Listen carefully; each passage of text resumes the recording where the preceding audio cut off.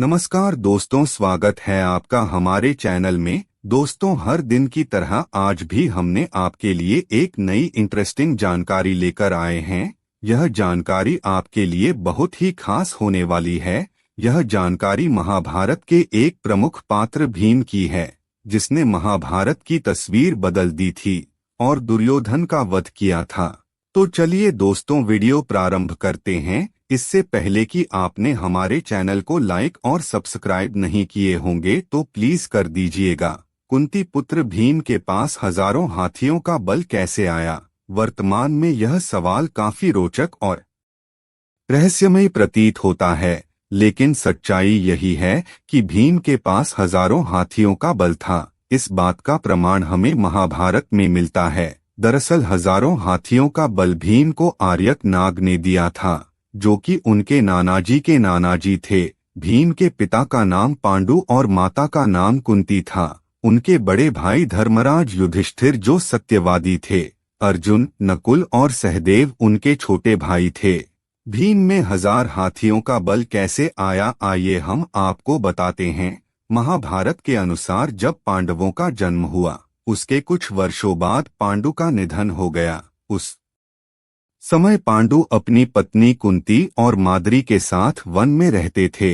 पांडु हमेशा बीमार रहते थे। एक दिन उनका स्वास्थ्य खराब हो जाने से उनकी मृत्यु हो गई। जब यह समाचार उनके बड़े भाई धृतराष्ट्र को पता चला तो उन्हें बहुत दुख हुआ और उन्होंने कुंती, माद्री और उनके 5 पुत्रों को हस्तिनापुर आने का आमंत्रण भेजा।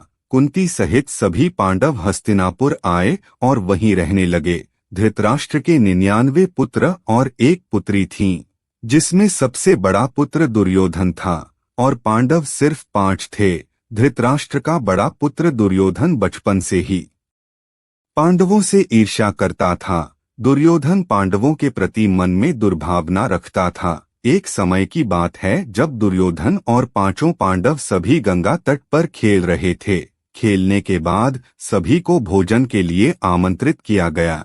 वहां दुर्योधन ने चुपके से भीम के भोजन में विष मिला दिया। भीम भोजन करने के तुरंत बाद अचेत हो गए। तब दुर्योधन ने अपने भाई दुशासन की मदद से दुर्योधन को गंगा में फेंक दिया। भीम के अन्य भाई इस बात से अनभिज्ञ थे, उन्हें इस बात की जानकारी नहीं थी। भीम गंगा में डूबते गए और सीधे नागलोक में पहुंच गए। नागलोक में सांपों ने भीम को डसा तो भीम के शरीर में मौजूद विष का असर कम हो गया। सांप भीम को मारना चाहते थे, लेकिन भीम जिंदा हो गए। सभी सांप नागराज वासुकी के पास पहुंचे और उन्हें सारी बात से अवगत कराया। तब वासुकी भीम के पास पहुंचे। उनके साथ आर्यक नाग भी था। दरअसल आर्यक नाग भीम के नानाजी थे। उन्होंने भीम को पहचान लिया और अपना परिचय दिया। उन्होंने भीम को विशेष रस दिया जिसमें हजारों हाथियों का बल था। भीम ने वह रस पी लिया और एक दिव्य शैया पर आराम करने लगा।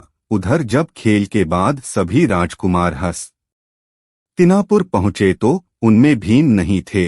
विदुर चिंतित हो गए। उन्होंने युधिष्ठिर से पूछा, तब उन्होंने कोई जवाब नहीं दिया।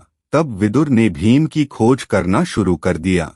उन्हें मालूम नहीं था कि भीम तो नागलोक में दिव्य शैया पर आराम कर रहे हैं। जब नागलोक में मौजूद भीम का 8वें दिन सारा रस पच गया, तब नागों ने भीम को गंगा किनारे छोड़ दिया और इस तरह भीम हस्तिनापुर सकुशल पहुँचे। हस्तिनापुर पहुँचने के बाद भीम ने अपने भाइयों को दुर्योधन द्वारा विष देने की सारी बात बताई और नागों द्वारा उन्हें 1000 हाथियों के बल की बात भी बताई, लेकिन पांडवों ने इस घटना को गुप्त ही रखा। इस प्रकार भीम को हजारों हाथियों का बल नाग देवताओं से मिला। दोस्तों, यह जानकारी आपको कैसी लगी? अगर अच्छी लगी होगी तो प्लीज अपने दोस्तों को शेयर अवश्य करिएगा। चैनल को लाइक और सब्सक्राइब नहीं किए होंगे तो उसे भी करिएगा। हम आपके लिए इसी प्रकार की नई नई जानकारियां लाते रहेंगे। तो दोस्तों, मिलते हैं इसी प्रकार के अगले नए वीडियो में। तब तक के लिए जय हिंद, वंदे मातरम।